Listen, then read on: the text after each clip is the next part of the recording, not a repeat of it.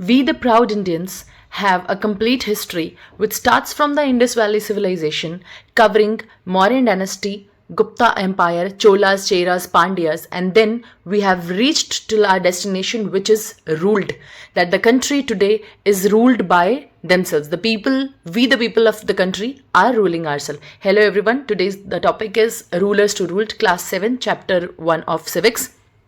So starting here, we are having Kautilya, who wrote in his book Arthashastra that a ruler's duty is to protect the country from enemies, that is Raksha, and keeping peace inside, which is Palan, and caring for people's well-being. So what he has written is being completed in our country today. That Kautilya ये कहते थे उनकी अर्थशास्त्र की book में, अर्थशास्त्र which is एक तरीके से अगर हम बोलें तो वो हमारा इकोनॉमिक्स होता है, जो ये कहते थे कि जो रूलर होता है, जो भी राजा होता है, उसकी ड्यूटी होती है अपने देश को प्रोटेक्ट करना उसकी एनिमी से, विच इज़ रक्षा, एंड देन उसके पीस को प्रोटेक्ट करना, पालन करना, उसके पीस को मेंटेन करना और उसके लोगों का ख्याल रखना. यही एक राजा का राजधर्म है. What is government? गवर्नमेंट और उसके फंक्शंस क्या हैं? तो गवर्नमेंट क्या होती है? गवर्नमेंट का काम ही यही होता है. अब गवर्नमेंट के अंदर ये कोई एक सिंगल पर्सन की अथॉरिटी नहीं होती है. Our honourable Prime Minister Narendra Modi, he is not a single person who is ruling this country, yet we are having a complete government, a bunch, एक हम कह सकते हैं कि we are having group of ministers who are taking care of all the things whatever the Indian citizens need. So government is a group that manages the country, making sure it runs smoothly, and it is a system that runs a country making rules in ensuring people's safety and welfare. बिल्कुल उस तरीके से जैसे एक राजा का राजधर्म होता है, बिल्कुल उसी तरीके से हमारी जो सरकार है वो हमें चलाती है. So what are the rules? Rules में हमारे पास है keeping law and order so the society is safe. Then we are having to maintain peace, stability की मतलब हर चीज़ बहुत आसानी से हो जाए, सिक्योरिटी हो हर किसी के लिए. जो रिलेशंस है वो दूसरे देशों के साथ मेंटेन करना, जिसके लिए उनको कई बार देश के बाहर भी जाना पड़ेगा और उनके साथ कई तरीके की जो डीलिंग्स हैं वो करनी पड़ती है, जो we the citizens might not be knowing about that. To protect the country through national defence, जो कि हमारी जो डिफेंस फोर्सेस हैं वो हमें प्रोटेक्ट करती हैं, Indian army, navy and the air force. We are having important services जिसमें कि एजुकेशन आ गई, हेल्थ केयर आ गए, रोड्स आ गए. अपनी इकोनॉमी को मैनेज करना, उसे मेंटेन करना, जो कि ट्रेड है, मनी मैटर्स या जो भी हमारी फाइनेंशियल चीज़ें हैं उसकी देखरेख करना, ये सारा काम किसका है? हमारी सरकार का है. इसके अलावा लोगों की वेलफेयर का ख्याल रखना, ये भी हमारी सरकार का काम है. अब डेमोक्रेसी क्या होती है? तो हम सबको ये पता है, India is a democratic country, it is republic, it is sovereign, it is socialist, but we might not be knowing the meaning of every word. यहाँ पर इस चैप्टर के अंदर हमें डेमोक्रेसी के बारे में ज़्यादा पढ़ना है. तो democracy means rule of the people, जहाँ पर जो लोग होते हैं उनके पास ही जो पावर है वो उसका मेन सोर्स जो होते हैं वो पीपल खुद ही होते हैं. आपकी बुक के अंदर एनसीईआरटी बुक में एक एग्जाम्पल दिया हुआ है जिसमें उन्होंने बताया है कि किसी स्कूल में एक जो स्टूडेंट्स होते हैं वो उनके भी अगर हम चाहें तो टाइम टेबल को, स्पोर्ट्स को, मील्स को, इन सबको मैनेज करने के लिए हम कोई एक छोटी सी कमेटी बना सकते हैं जो कोई रूल्स बनाए, उन रूल को फॉलो करने में उनकी हेल्प करे. हमारे पास 3 तरीके हो सकते हैं किसी भी कमेटी को फॉर्म करने के. वो सजेशंस में क्या क्या है हमारे पास कि या तो हर एक स्टूडेंट जो है वो कमेटी को ज्वाइन करे, जो कि काफ़ी ज़्यादा मुश्किल है because it is very lengthy.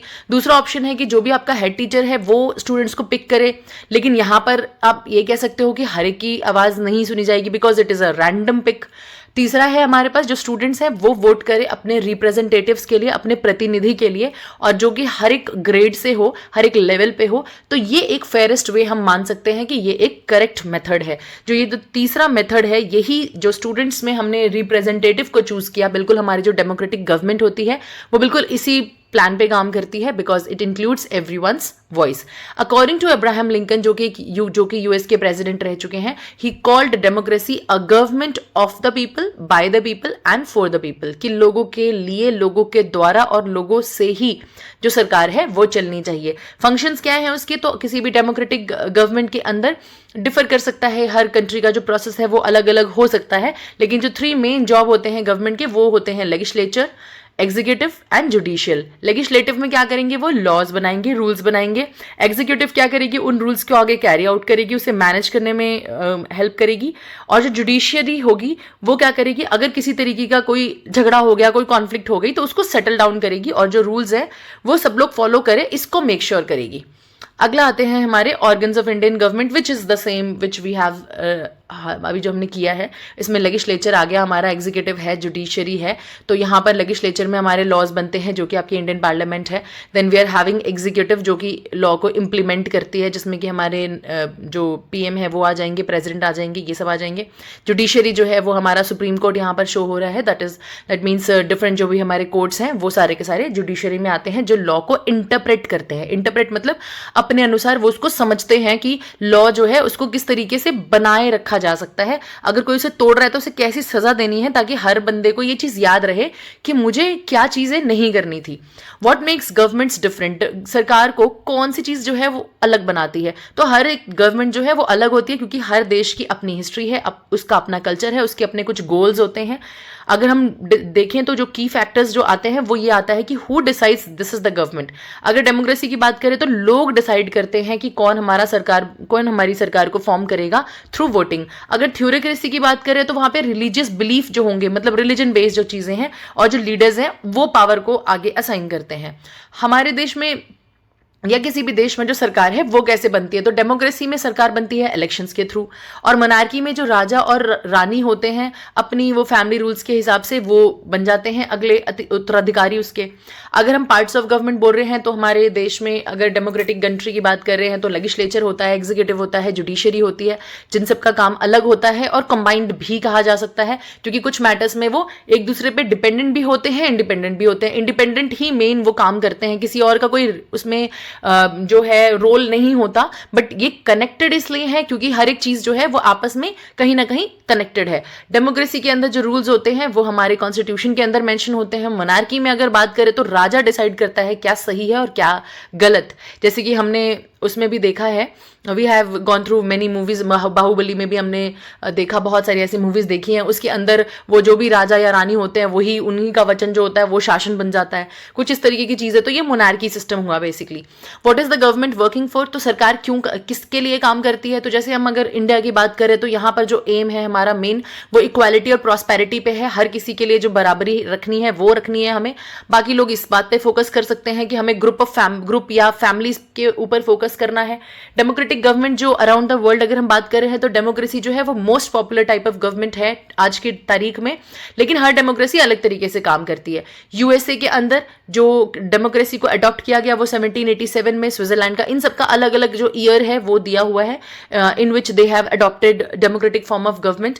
Fundamental principles पे अगर आ जाते हैं कि प्रिंसिपल्स मतलब सिद्धांत क्या है, what are the basic rules जो कहीं ना कहीं उनको उनके दिमाग में रहता है कि अगर हमें डेमोक्रेसी को फॉलो करना है तो क्या बेसिक पिलर्स हैं जो हमको कहीं ना कहीं मानने हैं। तो इक्वालिटी है कि मतलब सबके बराबरी होनी चाहिए, बराबरी होने के साथ साथ हर एक को इक्वल ट्रीटमेंट करने के साथ साथ हमें हर एक के लिए इक्वल एक्सेस भी देखना है एजुकेशन, हेल्थ और लॉज में, जिसके कारण ही जो गवर्नमेंट स्कूल का क्राइटेरिया है, आपके हर एक चीज में जो गवर्नमेंट का इंटरफेरेंस है वो इसी वजह से है, या फिर जो रिजर्वेशंस का क्राइटेरिया है वो भी इसीलिए है क्योंकि जिन लोगों के पास इन सारी फैसिलिटीज का एक्सेस नहीं रहा है proper in the previous years, उनको कहीं ना कहीं वो बेनिफिट आने वाले टाइम में मिल सके और वो भी बाकियों के बराबरी में खड़े हो सके। फ्रीडम में आता है हमारे people can make choices and express opinions freely, किसी पे रोक नहीं है किसी तरीके की। रिप्रेजेंटेटिव पार्टिसिपेशन की प्रतिनिधि के थ्रू, इलेक्शंस के थ्रू हम अपने लोगों को चुन रहे हैं और वो ही हमारे लिए आगे डिसीजंस लेते हैं। यूनिवर्सल एडल्ट फ्रेंचाइजी है तो 18 साल से ऊपर जिनकी भी एज है उनके पास राइट टू वोट की अथॉरिटी है। फंडामेंटल राइट्स में अगर हम आ रहे हैं तो यहाँ पर राइट्स जैसे कि इक्वालिटी हो गई, फ्री स्पीच हो गई, प्रोटेक्शन है एक्सप्लॉयटेशन से, इन सारी चीजों को प्रोटेक्ट करना, ये हमारे फंडामेंटल राइट्स हैं। इंडिपेंडेंट जुडिशरी जो है उसमें कोर्ट्स जो हैं वो राइट्स को प्रोटेक्ट करते हैं और इंश्योर करते हैं कि जो लॉज हैं वो हर कोई फॉलो करे इंक्लूडिंग द गवर्नमेंट। ये सारे जो प्रिंसिपल्स होते हैं ये आइडल्स होते हैं जो कि हमेशा अचीव हों ऐसा जरूरी नहीं है। जैसे कि इंडिया के अंदर जो एडल्ट के लिए जो वोटिंग राइट्स थी वो 1950 में मिल गई थी, बट अगर स्विट्जरलैंड की बात करें तो उसने 1971 में जाकर वुमेन के लिए वोटिंग राइट्स की अथॉरिटी ली है। पिलर्स है हमारे यही सारे हैं, justice, liberty, equality, fraternity, constitution, ये सारी चीजें हमारी पिलर्स ऑफ डेमोक्रेसी है। डिफरेंट फॉर्म्स ऑफ गवर्नमेंट में हमारे पास बेसिकली जो होते हैं वो 2 हमें करने हैं चैप्टर के अकॉर्डिंग, इसके अलावा और भी हैं, बट जो मेजरली आ रहे हैं वो आपके 2 हैं। एक डायरेक्ट डेमोक्रेसी है, दूसरी रिप्रेजेंटेटिव है, और रिप्रेजेंटेटिव के 2 पार्ट्स हमें करवाए गए हैं। तो डायरेक्ट डेमोक्रेसी में क्या है कि जितने भी सिटीजन्स होंगे वो डायरेक्टली अपने लिए लॉ बनाएंगे और डिसीजंस लेंगे, लेकिन ये सिर्फ छोटे देशों में हो सकता है, बड़े देशों में, भारत जैसे देश में ये चीज पॉसिबल नहीं है। तो हमें चाहिए रिप्रेजेंटेटिव डेमोक्रेसी। रिप्रेजेंटेटिव में people elect representatives to govern, जो उनकी प्रतिनिधि है वो उनको चुनते हैं। जैसे कि इंडिया के अंदर इलेक्शंस जो है वो हर 5 सालों के अंदर भारत में होते हैं। अगर यूएसए की बात करें तो वहाँ So the two types of representative democracy. In this we are having parliamentary democracy, then we are having presidential. Parliamentary में क्या है, जो executive है that is prime minister and ministers, they are part of legislature, that is parliament, और उनको legislature का support चाहिए होता है। जैसे कि हमारी कंट्री के अंदर अगर हम बात करें तो लोकसभा है भारत में, and people elect legislature and they do not elect executive. हमारा डायरेक्ट वहां पे रोल नहीं होता। प्रेसिडेंशियल डेमोक्रेसी में अगर हम बात करें तो जो प्रेसिडेंट है वो उनको सेपरेटली इलेक्ट किया जाता है and he works independently of the legislature, जैसे यूएसए में है। इंडिया के अंदर जैसे हम अगर बात करें राजस्थान की, तो राजस्थान की अपनी सरकार होती है जिसको यूनियन गवर्नमेंट, मतलब कि जो हमारी सेंट्रल गवर्नमेंट है वो उसको गाइड करती है। This is the basic different forms of democratic government, जिसमें अलग अलग इंस्टीट्यूशंस यहाँ पे लिखे हुए हैं, इनका अपना अपना रोल है which is given in your book. Executive का, जैसे इंडिया के अंदर जो एग्जीक्यूटिव है उसमें कौन कौन आ रहे हैं, तो पीएम है, काउंसिल ऑफ मिनिस्टर्स हैं। जो हमारे यूएसए है उसमें प्रेसिडेंट है, साउथ कोरिया में प्रेसिडेंट है, यहाँ पे principal and council of ministers हैं अगेन। इंडिया में अगर बात करें तो जो लेजिस्लेचर है उसके अंदर हमारी लोअर हाउस होती है जो कि लोकसभा है, वो ज्यादा पावरफुल होती है अपर हाउस से, दैट इज राज्यसभा। जितने भी मनी मैटर्स होते हैं वो लोअर हाउस में ही डिस्कस किए जाते हैं, उसी की फाइनल अथॉरिटी होती है। यही अगर हम बात करें यूएसए में तो वहां इक्वल पावर है, अपर हाउस जो कि सेनेट है और जो लोअर हाउस है हाउस ऑफ रिप्रेजेंटेटिव, इनकी बिल्कुल बराबर पावर होती है। यहाँ पर अगर बात करें तो सिंगल हाउस है, यहाँ पर इक्वल है अगेन सेनेट और उसका। जुडिशरी की बात करें तो इंडिया में ये इंडिपेंडेंट है कंप्लीटली, यहाँ पर भी ये इंडिपेंडेंट है। मतलब ये देखो हर एक में अगर हम देख रहे हैं तो वो कंप्लीटली जुडिशरी जो है वो इंडिपेंडेंट रोल प्ले करती है। इसको और ज्यादा डिटेल में करते हैं, जो भी इंपॉर्टेंट टर्म्स हमारे यहाँ पर आए हैं उसमें एग्जीक्यूटिव है। एग्जीक्यूटिव तो हमें पता ही है कि इलेक्शन, जो भी हमारा इसका जो इलेक्शन प्रोसेस होता है वो हर कंट्री के अंदर वैरी करता है कि उनको किस तरीके से इलेक्ट किया जाएगा या कैसे वो पार्ट जो है हमारी गवर्नमेंट का वो फॉर्म होगा। लेजिस्लेचर में है जो ग्रुप आपके लॉ बनाता है, जैसे कि पार्लियामेंट इन इंडिया और कांग्रेस जो है वो यूएसए में। इसके 2 पार्ट्स हैं, अपर हाउस जो कि राज्यसभा है हमारे देश में, लोअर हाउस जो कि लोकसभा है। लोअर हाउस के अंदर जो इलेक्शन होते हैं, जो इलेक्टेड लोग होते हैं वो डायरेक्टली होते हैं लोगों के थ्रू, जो ज़्यादा पावरफुल है। अपर हाउस जो होता है वो इलेक्टेड और नॉमिनेटेड होता है, जिनको हम नॉमिनेट करते हैं और ये लेस पावरफुल होता है। जुडिशरी का काम हमें ऑलरेडी पता है, सेपरेशन ऑफ पावर में इन सबके जो काम होते हैं वो इंडिपेंडेंट होते हैं एक दूसरे से, एक दूसरे के अंदर वो कोई भी इंटरफेरेंस नहीं करते, but they all go hand in hand, एक दूसरे के बिना वो कुछ भी नहीं है। अब एक इंटू हिस्ट्री में जो रिपब्लिक होती थी वो ऐसी सरकार होती थी जहां पर जो हेड है वो इलेक्ट किया जाता था, वो कोई हेरिडिटरी गवर्नमेंट नहीं होती थी। मतलब राजा का बेटा राजा बनेगा ऐसा कोई रूल नहीं होता था, ये पहले के टाइम में होता था। बट अब जो हमारे जितने भी ये रिपब्लिक फॉर्म ऑफ गवर्नमेंट है इसके अंदर इस तरीके का रूल नहीं था, और ये हमने एग्जांपल ऑलरेडी वज्जी में देखा है। वज्जी जो महाजनपदा थी वो एक अर्ली रिपब्लिक है हमारी, जहां पर लीडर्स जो हैं वो मेरिट के बेस पे चूज होते थे। जो क्लैंस हैं वो सारे के सारे क्लैंस, मतलब जो ग्रुप होता था वो मिलता था अपने प्रॉब्लम्स को सॉल्व करने के लिए, लोगों के वेलफेयर को मेक श्योर करने के लिए। यहाँ 2 और एग्जाम्पल्स दिए हुए हैं, एक उत्तर मेरियोर इंस्क्रिप्शन का है तमिलनाडु में, जहां पर उन्होंने हमें उसकी जो भी हमें मिले हैं उन सबसे हमें जो भी चीजें हमने डिस्कवर की है उसके अकॉर्डिंग यही पता चला है कि वो उस टाइम पर भी कुछ रूल्स बनाए हुए थे, कुछ क्वालिफिकेशन, कुछ ड्यूटीज, कुछ इस तरीके की चीजें बनाई हुई थी ताकि जो लोग हैं वो अपने राजा को या अपने रूलर को इलेक्ट कर सकें। एंशिएंट ग्रीस में भी देखा गया है, रोम में भी देखा गया है। तो there also republics existed but only free man could rule, कि मतलब जो लोग स्लेव्स नहीं हैं, वुमेन हैं, तो उनको नहीं करने दिया जाएगा। अदर फॉर्म्स ऑफ गवर्नमेंट में मोनार्की आता है, जो हम सबको पता है कि किसी राजा या रानी के द्वारा चलाया जाएगा, और वहाँ पे हेरिडिटरी सिस्टम होता है। हमारे एंशिएंट इंडिया में महाजनपदास जितने भी थे वो सभा या समिति के द्वारा चलाए जाते थे। जो एम्पायर होता था वो राजा को बहुत ज़्यादा पावर देता था और वो कंप्लीटली खुद की मर्जी से ही सब कुछ करते थे, बट फिर भी वो मिनिस्टर्स पे रिलाई करते थे कहीं ना कहीं धर्म के लिए, कि मतलब कुछ डिसीजंस जो है वो उनके बेस पे लिए जाते थे। लेकिन कुछ राजा जो कहते हैं ना कि बहुत ज़्यादा क्रूर होते हैं, तो वो सिर्फ अपनी डिवाइन पावर में यकीन करते हैं, उनको नहीं समझ आता कि किसी और से हमें कोई सजेशन भी लेना होता है। अब एग्जाम्पल अगर हम महाभारत से देख रहे हैं तो भीष्म ने कहीं ना कहीं युधिष्ठिर को सिखाया था कि पीपल के वेलफेयर को सबसे ज़्यादा प्रायोरिटीज प्रायोरिटाइज करना चाहिए। राज तरंगिणी में भी एग्जाम्पल देखने को मिला है, जो किंग चंद्रपीढ़ थे, वो उन्होंने एक कॉबलर के हट को इतना ज़्यादा रेस्पेक्ट शो किया, जो कहीं ना कहीं ये दिखाता है कि हर कोई जो है वो इक्वल होना चाहिए।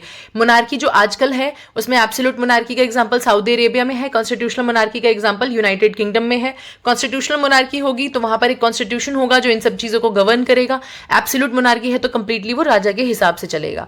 थ्योरोक्रेसी है तो वहां पर रिलीजियस रूल्स होंगे, जो लीडर्स होंगे, जैसे एग्जाम्पल में ईरान है, यहाँ पर वो जो इस्लामिक रिपब्लिक ऑफ ईरान है वो कंबाइन करती है थ्योरोक्रेसी को और डेमोक्रेसी को। जो सुप्रीम लीडर होता है, जिनको कि क्लेरिक्स चूज करते हैं, उनके पास अल्टीमेट पावर होती है, जिनको गाइड करते हैं इस्लामिक प्रिंसिपल्स, और एक इलेक्टेड प्रेसिडेंट और पार्लियामेंट जो है वो डेली गवर्नेंस को देखते हैं। इसके अलावा जो एग्जाम्पल है उसमें अफगानिस्तान और वेटिकन सिटी आ गई। डिक्टेटरशिप में तो हमने एडोल्फ हिटलर के बारे में बहुत सुना है, तो यहाँ पर एक पर्सन या जो स्मॉल ग्रुप होता है उसके पास अनलिमिटेड पावर होती है, बिल्कुल ही निरंकुश राजा, जिसके ऊपर कोई भी बाउंडेशन या कोई लॉ नहीं होते। इसके अलावा एडी एमिन है युगांडा के, जिन्होंने काफी लोगों को मार दिया और काफी भारतीयों को तो भगा ही डाला वहां से। नॉर्थ कोरिया में शेन की जो लाइफ है वो ये शो करती है कि कितने स्ट्रिक्ट रूल्स, जैसे हेयर कट पे, क्लोथ्स पे, मतलब हमें खुद शुक्रगुजार होना चाहिए कि हम भारतवर्ष में हैं और हमें अपनी धरती पे ये नहीं सोचना पड़ता कि हमें क्या पहनना है और किस तरीके की हेयर कट्स करवाने हैं। ओलिगार्की जो है वो एक स्मॉल पावरफुल ग्रुप होता है जो ज्यादातर वेल्दी फैमिलीज का होता है, जो डिसीजंस लेते हैं किसी भी देश के। एंशिएंट ग्रीस में अगर बात करें तो एरिस्टोक्रेसी फैमिलीज जो होती थी वो ही रूल करती थी ओलिगार्कीज के फॉर्म में। कुछ डेमोक्रेसीज ऐसी लग सकती हैं कि वो ओलिगार्की हैं अगर वहां पर कुछ लोग जो अमीर हैं, पावरफुल हैं, वो सारे डिसीजंस का कंट्रोल अपने अंडर ले ले। This is a small picture which can identify the basic differences between all the different forms जो हम ऑलरेडी कर चुके हैं, तो यहां से आप इसको कर सकते हैं।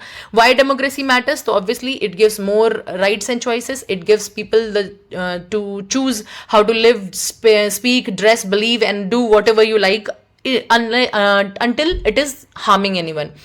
उसके बाद जो सरकार है वो अकाउंटेबल होती है लोगों के लिए। If the government fails then people can change the government through elections. Democracy के पास और भी बहुत सारे चैलेंजेस हैं, जैसे कि करप्शन को देखना, वेल्थ गैप्स को देखना, उसके बाद कंट्रोल जो है वो कुछ लोगों के हाथ में अगर है। लेकिन इन सारी चीज़ों को देखते हुए भी जो सिटीजन है उनको किसी तरीके से अपने देश को चलाने के लिए इन सारी चीज़ों को फिक्स करना पड़ता है। कंपैरिजन अगर हम देख रहे हैं गवर्नमेंट के टाइप्स का, तो हम किन किन बेसिस पे कंपैरिजन करते हैं, उसमें हमारे पास यूनिवर्सल एडल्ट फ्रेंचाइजी है जो ओनली डेमोक्रेसी है, उसमें आपके पास पावर होती है, लेकिन यूनिवर्सल एडल्ट फ्रेंचाइजी सिर्फ और सिर्फ डेमोक्रेसी में होती है। डिक्टेटरशिप, एब्सोल्यूट मोनार्की, उसके बाद ओलिगार्की, इन सब में नहीं होती। उसके बाद हम बात कर रहे हैं इक्वालिटी की, तो डेमोक्रेसी एम करती है इक्वालिटी पे, बाकी के लोग नहीं फोकस करते, बाकी की गवर्नमेंट नहीं फोकस करती। फ्रीडम ऑफ स्पीच जो है वो अगेन डेमोक्रेसी में अलाउड है एंड इट इज लिमिटेड और absent in other. Separation of power जो है वो डेमोक्रेसी में पक्का होती है, लेकिन ये एब्सेंट हो सकती है बाकियों में। वेल बींग ऑफ ऑल जो है ये भी डेमोक्रेसी ही फोकस करती है और वहां पे प्रायोरिटाइज हम करते हैं अपने लोगों को, सारे सिटीजन्स को, ना कि किसी सर्टेन ग्रुप को। And this is our constitution of India, we the preamble of India, जिसके बेसिस पे हमने खुद को ये खुद ही कॉन्स्टिट्यूशन जो है वो प्रोवाइड किया है। And this states that we all Indians are very proud and we have a constitution and our country is democratic republic. Thank you for today.